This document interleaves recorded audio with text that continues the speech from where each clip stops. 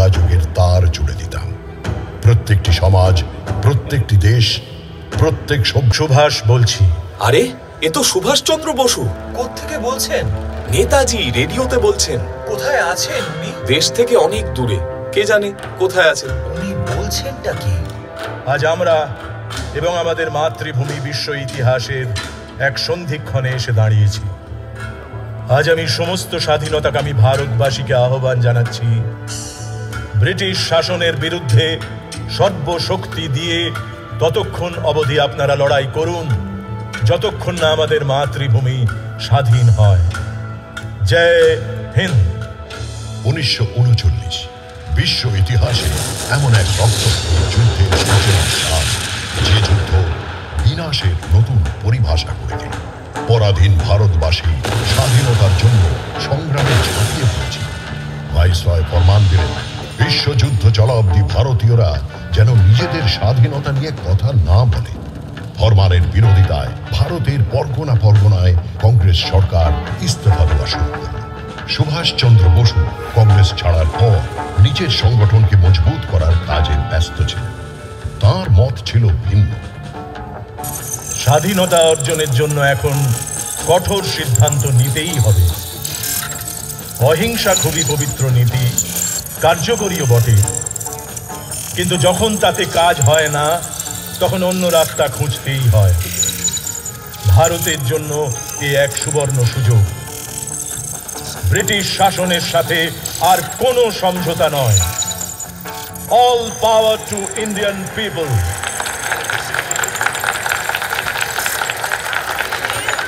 সুভাষচন্দ্র বসুকে গ্রেফতার করে আবার জেলে বন্দী করা। সুভাষের পক্ষে লড়াই করা ক্রমশ কঠিন হয়ে উঠছিল।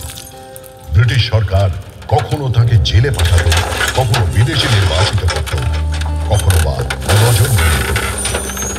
মাতৃভূমির মুক্তিই ছিল সুভাষের একমাত্র লক্ষ্য। তিনি জেলে বসেই পরিকল্পনা করতে লাগলেন কিভাবে দেশের বাইরে গিয়ে দেশের স্বাধীনতা আন্দোলনে গতি আনা যায়। এটাই সঠিক সময়। রাষ্ট্রের লড়াই আমায় এইবার আন্তর্জাতিক রাজনীতির ক্ষেত্রে প্রবেশ করে লড়তে হবে। যেভাবেই হোক আমায় জেল থেকে বেরোতেই হবে। হ্যাঁ, আমি আমরণ অনশন করব। জেলের বাইরে আসতে অহিংসার এই অস্ত্রটি খুবই কাজে লাগে। তিনি মুক্তি পেলেন বটে, কিন্তু বাড়িতে নজরবন্দী। ইউরোপে বিপুল সংখ্যায় যুদ্ধবন্দীরা শরণার্থী হয়ে রয়েছেন। কোনোভাবে তাদের একত্রিত করতে পারলে ব্রিটিশ সরকারের বিরুদ্ধে এক বিপুল শক্তি নিয়ে ঝাঁপ দেওয়া যেতে পারে। স্বামী বিবেকানন্দের মতাদর্শের সঙ্গে তার পরিচয়। সেই মতাদর্শ তার ব্যক্তিত্বে গভীর প্রভাব ফেলে। মাতৃভূমি আরাধ্যা দেবী, প্রত্যেক ভারতবাসী আমার সহোদর, আর জনশক্তির জাগরণী মুক্তির একমাত্র উপায়।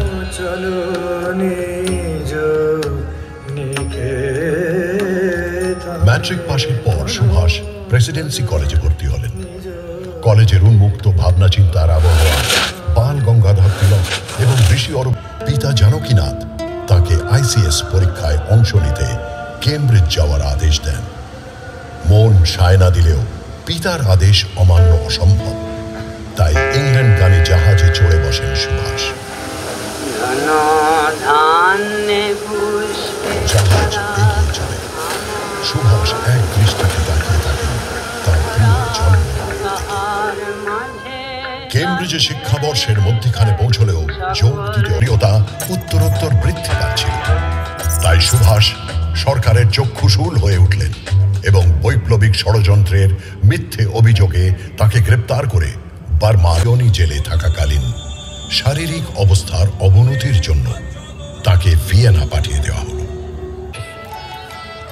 তুমি আজ মধ্য গগনের সেই নির্মল আলোয় উদ্ভাসিত, যেখানে শঙ্কার কোনো স্থান নেই। আমার দৃঢ় বিশ্বাস তুমি দেশ ও মাতৃকার জন্য আশা ও আলোর নতুন বার্তা নিয়ে এসেছ। আগামী লড়াইয়ে হয়তো আমি তোমার সঙ্গে থাকতে পারবো না, শুধু আশীর্বাদ করি এবং বিদায় জানাই। তবে এই দেখে আশ্বস্ত হলুম যে দেশের বোঝা তুমি নিজের কাঁধে তুলে নিয়েছ। দেশের স্বাধীনতা ও স্বদেশের চিত্তে নতুন প্রাণ সঞ্চারের পুণ্যব্রত তুমি নিয়েছ। তাই আমার নৃত্যনাটিকা তাসের দেশ আমি তোমায় উৎসর্গ করলুম।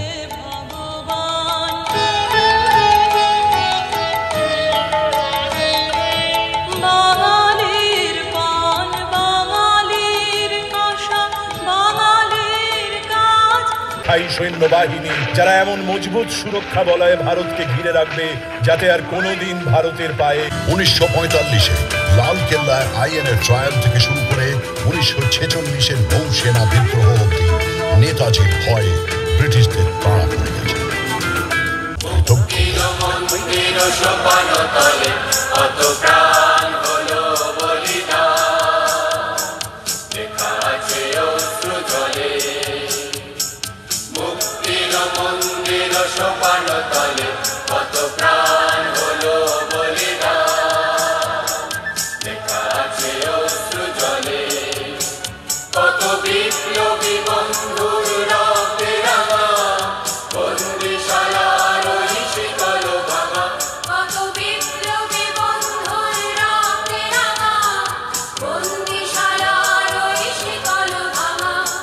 তারা কি